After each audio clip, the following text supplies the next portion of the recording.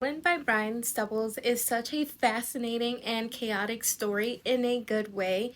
It's high energy and ruthless, so let's go ahead and talk about it. In this story, we follow Maddilyn, a young woman working in the medical field, who's adopted and living in a small Utah town dominated by Mormon culture. The town is full of secrets, hypocrisy, and people doing terrible things behind closed doors. Maddilyn's dad is a huge part of that. He runs a clinic that he claims is to help those in desperate need, but really, he's using it for his own sick purposes. Even worse, he's obsessively controlling toward Maddilyn, tying into purity culture in twisted ways that make her life unbearable. Maddilyn crosses paths with Alexa, another girl dealing with trauma, and together they navigate this messed up world where revenge becomes a major theme. Along the way, they also come across others who've been crushed by the same toxic environment. People abused,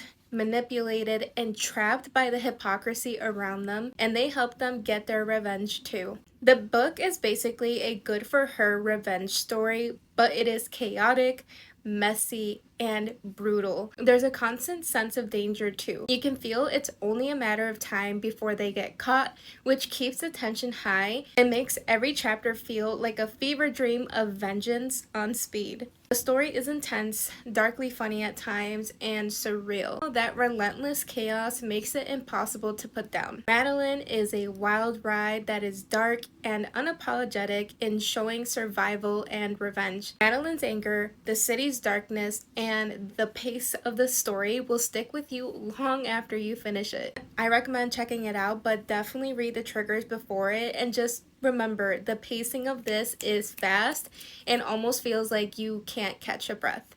But anyway, like I said, I recommend adding this to your TBR. If you've read it, I would love to know your thoughts. And as always, happy reading!